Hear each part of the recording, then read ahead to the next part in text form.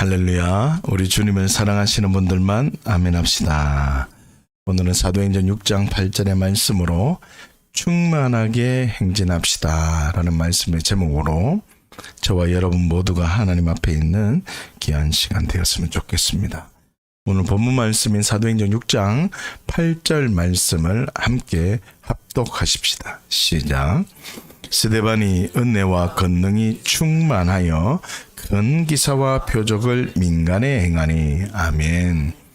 오늘 말씀을 보시면 스데반은 은혜와 권능이 충만하였고 큰 기사와 표적을 민간에게 행하였다라고 선언하고 있습니다. 사랑하는 주양가족 여러분, 충만하였다라고 하는데 스데반이 충만하였다고 합니다. 충만한 상태가 어떤 상태라고 생각을 하십니까? 많은 사람들이 충만한 상태에 대해서 오해하는 경우가 굉장히 많다는 것입니다.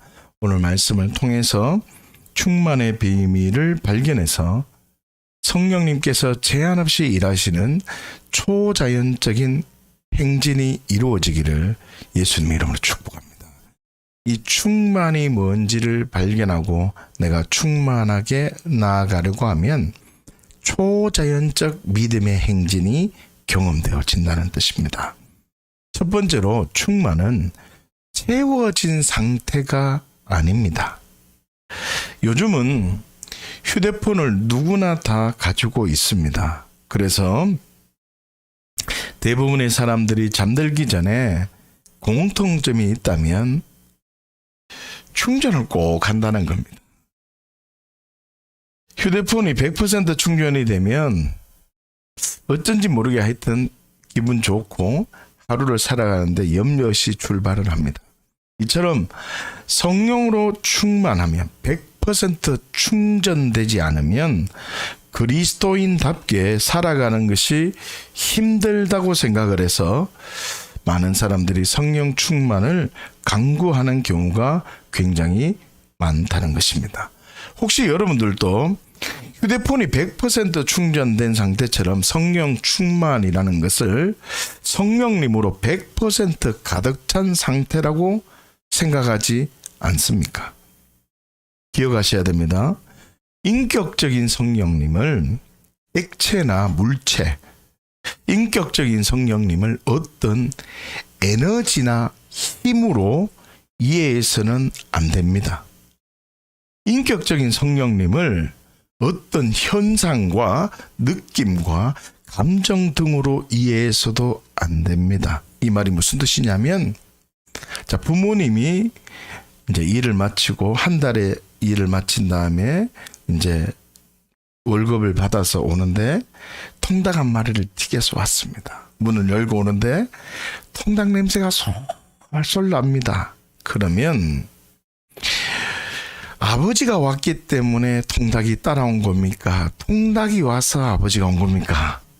아버지가 와서 통닭이 따라온 겁니다. 이처럼 우리는 그 통닭에 집중되거나 현상에 집중되거나 성령님이 임하신 현상에 집중되어서 성령님이 임하신 현상을 채우려고 발버둥 치는 경우가 많다는 뜻입니다. 여러분, 충만을 통닭으로 채우려고 하시지 않습니까? 충만을 성령님으로 채워야 되는데 성령님이 아니라 현상을 채우려고 하면 안 된다라는 뜻입니다. 그 이유는 예수님을 믿는다는 뜻은 주인이 바뀌어졌다는 뜻이기 때문입니다. 한번 들어보십시오. 예수님 믿기 전에 나는 어떤 사람이냐 하면 내 마음대로 생각을 하고 내가 옳다고 생각하던 사람입니다. 그리고 나는 어떤 사람이냐 하면 보이는 세계가 전부라고 생각하던 사람입니다. 그래서 어떤 사람은 내 힘을 믿고 주먹을 믿어라. 죽으면 끝이지 뭐 죽고 난 다음에 세계가 있느냐라고 말합니다. 그 결과 무엇을 채우려고 계속 애를 씁니다. 채우려고 애를 쓴다고요. 현상과 감정을 중요하게 여기던 사람이 바로 나라는 사람이라는 뜻입니다. 결론적으로 사람들이 나를 보고 평가될 수 있는 것으로 나를 증명하려고 부단히 채우려고 애쓰던 사람이 바로 옛날에 나라는 뜻입니다. 자, 그런데 내가 예수님을 믿고 하나님 말씀을 내가 진리로 여기는 사람이 되었습니다. 이 사람은 어떤 사람이냐 하면 예수님을 주인으로 고백하고 예수님께서 부활하셨다는 사실을 통해서 보이지 않는 세계가 있구나. 하나님 사랑이라는 게 있구나. 내 한계를 초월하는 영역이 있구나라는 것을 믿는 사람이 바로 예수님을 믿는 사람입니다.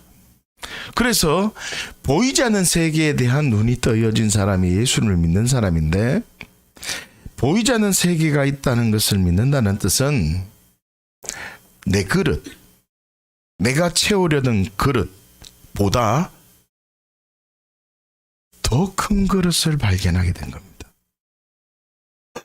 나는 이거밖에 못하는데 내가 너와 함께하면 풍성한 열매가 항상 있는 정인의 복을 주겠다라고, 나는 요만한 그릇밖에 안 되고 내한테서 뭔 좋은 일이 있겠나라고 생각되는 존재였는데, 하나님 말씀은 내가 너를 풍성한 열매가 항상 있는 정인의 복을 주겠다. 내가 너를 민족과 열방을 통해서 너를 쓰겠다라고 그릇이 이만큼 커져버렸다는 겁니다. 요만한 그릇에서 이만큼 커져버렸다는 뜻입니다. 그러면 내가 보기에는 요만큼 보이잖아요. 그런데 보이지 않는 영역은 이만히 커졌잖아요. 여러분, 요것도 채우기 힘들잖아요. 요것도 채우기 힘들고 이 안에 있는 걸로 다른 사람과 비교하고 비판하고 정죄하고 살잖아요. 그런데 성경은 내가 너를 풍성한 열매가 항상 있는 정인의 복을 주고 내가 민족과 열방을 들어 쓰겠다라고 이만큼 크게 만들어 놨다는 거예요.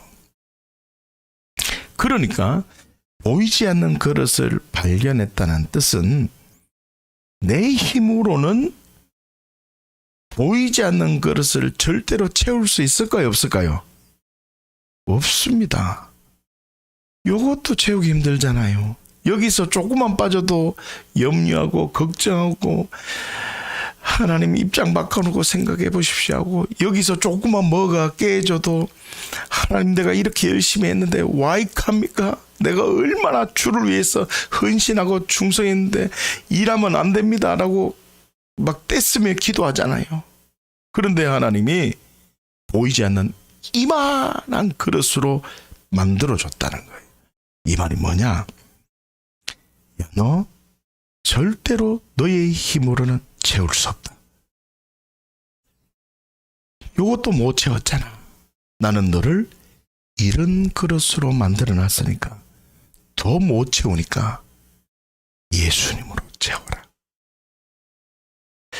성령으로 채워라는 말은 성령의 임재가 나타날 때 현상으로 채워라는 뜻이 아니라 성령님께 집중해라 이 말입니다.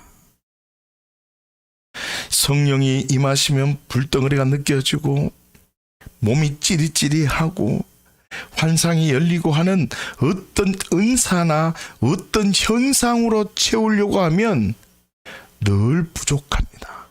그러나 예수님으로, 성령님으로, 하나님으로 채워라.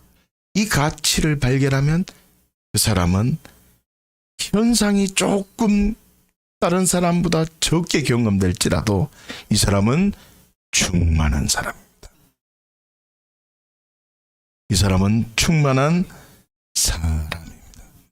그렇기 때문에 복음을 받아들인 그리스도인은 무엇이 채워진 상태, 다시요, 강력한 무엇이 느껴진 상태가 아니라, 현상이 아니라 어떤 상황이든지 예수님을 생각하고 예수님을 의지하고 예수님으로 증명하는 상태로 산다면 충만한 상태라는 겁니다. 그렇기 때문에 복음을 받아들인 그리스도인은 채우려고 했던 사람이 그렇구나, 채울 수 없구나, 채울 수 없구나, 이것을 발견하고 예수님만을 생각하고 있다면 이 사람은 성령으로 충만한 사람입니다. 스데반처럼 돌이 날아와도 그저 예수님만 보입니다. 죽음의 위험 속에도 예수님만 보입니다. 그게 충만이라고.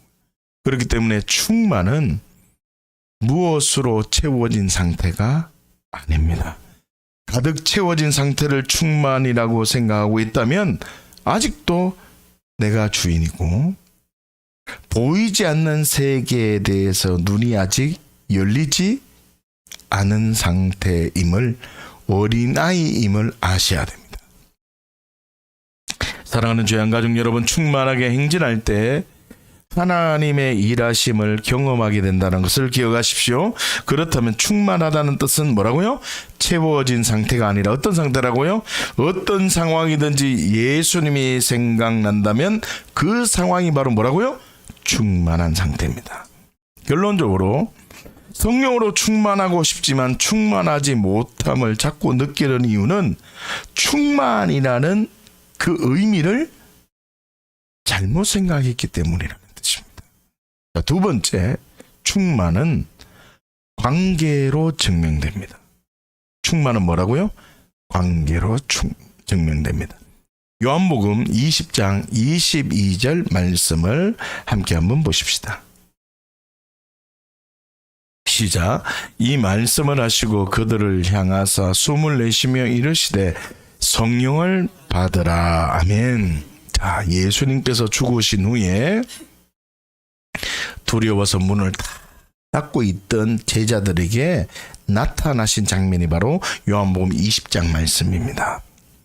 그리고는 예수님께서 그들 앞에 나타나셔서 제자들에게 뭐라고 말을 하냐면 숨을 내쉬면서 성령을 받으라. 성령을 받으라 라고 하십니다. 성령을 받은 자가 이렇게 성령을 소멸하지 않고 살아야 되겠죠. 제자들도 성령을 받은 상태로 성령을 소멸하지 않고 살아가야 되겠죠. 다시요. 예수님께서 부활하셔서 요한복음 20장 말씀을 보면 부활하신 상태에서 두려워 떨고 있는 제자들을 만나 주셨습니다. 부활하신 몸으로 제자들을 만나 주셨습니다. 우리가 알고 있는 오순절 마가다락방 사건이 일어나기 전 이야기입니다.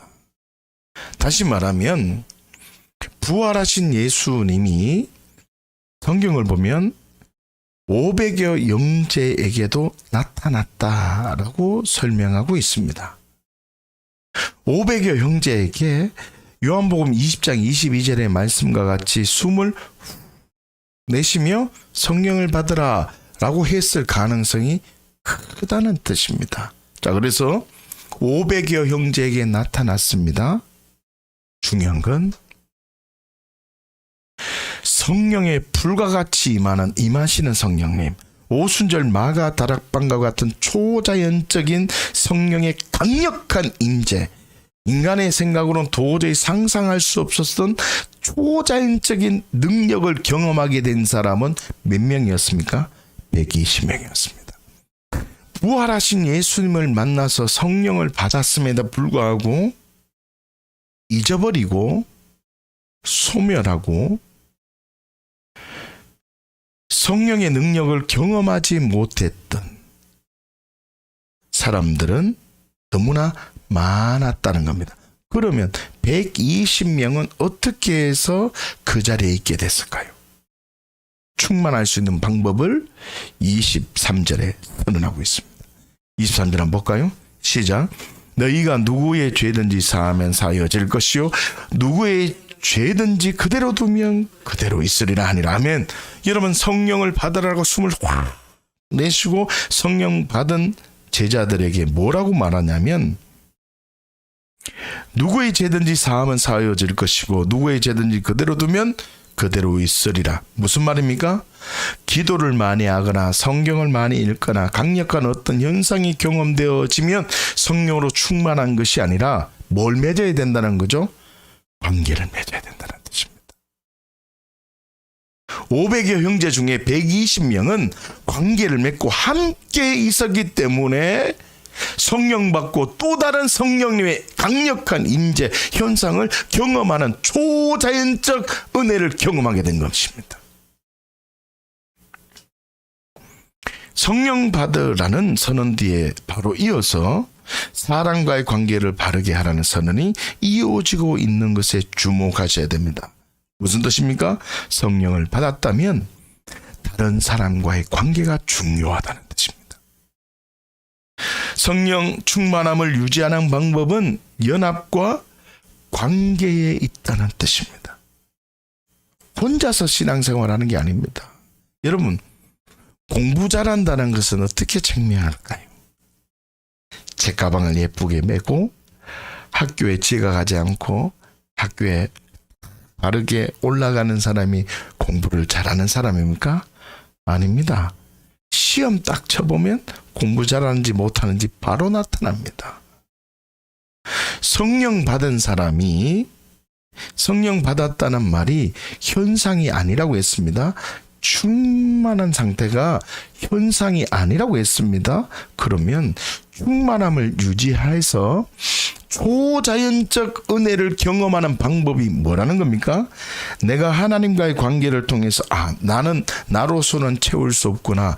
예수님만이 나의 유일한 공급자고 행복의 시작이구나 라는 것을 딱 깨달으면 이 사람은 어떤 상태예요? 성령으로 충만한 상태입니다. 할렐루야. 그런데 이 성령으로 충만한 상태를 유지하는 방법이 뭐라는 겁니까? 누구의 죄든지 사하면 사하여질 것이다. 누구의 죄든지 그대로 두면 그대로 있게 되는 성령 충만이 점점 떨어지게 되는 겁니다. 그래서 관계를 맺고 있으면 성령 충만한 상태를 내가 그냥 생각으로 느끼고 있다가 관계를 맺고 있으면 이 말이 뭡니까? 오순절 마가다락방에 그대로 함께 있을 때에 어떻게 해요? 인간이 상상할 수 없는 초자연적 능력이 경험되어지는 겁니다. 그게 바로 뭐라고요? 여러분들이 보편적으로 생각하는 성령 충만한 상태가 경험되어진다는 뜻입니다. 그것 또한 현상입니다. 사도행전 2장에 나타난 것도 현상이라고요. 생각해 보십시오. 500여 명 중에 120명이 남아 있었는데 할 일이 없어서 마가다락방에서 약속한 성령을 기다렸다고 생각하십니까? 절대 아닙니다. 500명 중에 120명만 오직 자신의 생각을 내려놓고 연합하려고 했던 사람에게만 어떻게 해요? 그들이 기대할 수 없었던 능력, 초자연적인 체험이 경험되어졌습니다. 그러면 여러분들도 지금 예수님으로만 살기로 결정하십니까? 어떤 외적인 것에 영향을 받지 않고 하나님만 언제나 옳다는 진리로 예수님만을 생각하기로 결정하십니까?